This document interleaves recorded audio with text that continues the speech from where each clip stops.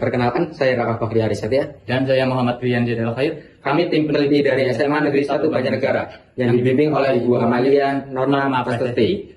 Dalam kesempatan kali ini, kami ingin memperkenalkan inovasi kami yang memanfaatkan potensi lokal dengan judul aplikasi membran keramik kelompok sebagai passive cooling material Guna meningkatkan kinerja sel fotovoltaik komersial.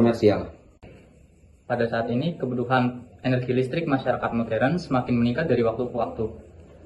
Namun, dalam memenuhi kebutuhan energi listrik sehari-hari, masyarakat masih terlalu bergantung pada energi yang dihasilkan dari bahan bakar fosil.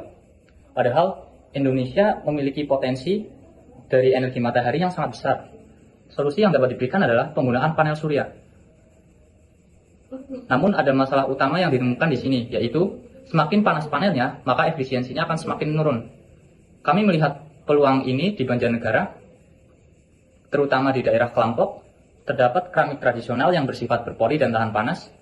Material ini juga dapat memberikan efek pendinginan.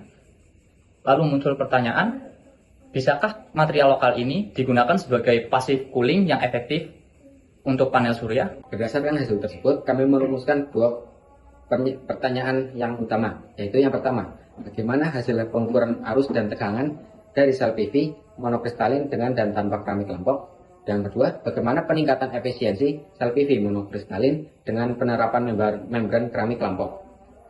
Selanjutnya tujuannya yaitu yang pertama untuk membandingkan arus dan tegangan yang dihasilkan sel PV monokristalin dengan dan tanpa keramik kelompok. Dan yang kedua, untuk menganalisis peningkatan efisiensi yang diberikan keramik kelompok pada sel PV monokristalin.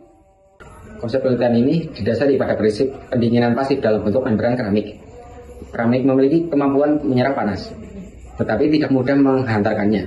Ini berarti keramik dapat menyerap panas dari matahari, tetapi panas tersebut tidak langsung diteruskan ke dalam ruangan, sehingga membantu menjaga suhu ruangan tetap sejuk. Indikator pertama kami ukur dengan rumus dasar efisiensi sel surya, yaitu daya keluar dibagi dengan daya masuk dan dikali 100%. Pengujian dilakukan pada bulan Juli hingga Agustus tahun 2025. Pengujian ini menggunakan sumber cahaya terkontrol, yaitu lampu halogen 500 watt. Kemudian kami melakukan pengukuran arus dan tegangan pada setiap level intensitas cahaya dari 0 hingga 450 lux. Lalu data ini kami olah untuk mengukur efisiensi dan daya yang dihasilkan dari setiap kondisi sel surya secara statistik deskriptif.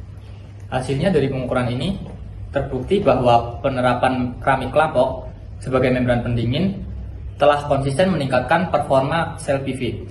Tegangan rata-rata gas sebesar 4,2%, pada sisi arus listriknya dapat meningkat sebesar 25%. Akibatnya, efisiensi konversi energi secara keseluruhan melonjak hingga 31% secara rata-rata, dan bahkan mencapai 34% pada titik tertentu.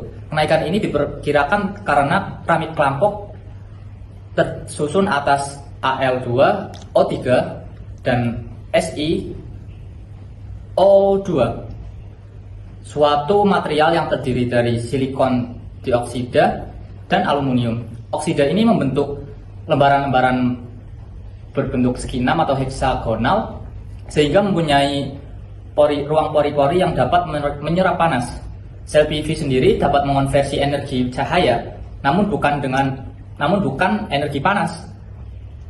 Dengan adanya membran keramik ini, panas tersebut diserap dan memberikan efek pendinginan pada sel PV sehingga performanya lebih optimal. Dari hasil dan pembahasan yang sudah dijabarkan, dapat disimpulkan bahwa keramik kelompok terbukti meningkatkan efisiensi, tegangan, dan arus pada sel PV. Yang kedua, keramik kelompok ini berpotensi besar sebagai passive cooling yang murah dan efektif. Untuk kedepannya, kami menyarankan penelitian lanjutan dengan aktivasi secara asal maupun basa sebagai perbandingannya. Kemudian kami menyarankan untuk melakukan karakteristik material keramiknya lebih mendalam dengan cara XRF, XRD, atau FTIR. Untuk menutup presentasi ini, izinkan kami mengutip sebuah pesan. Inovasi untuk masa depan energi yang lebih hijau tidak selalu rumit dan mahal.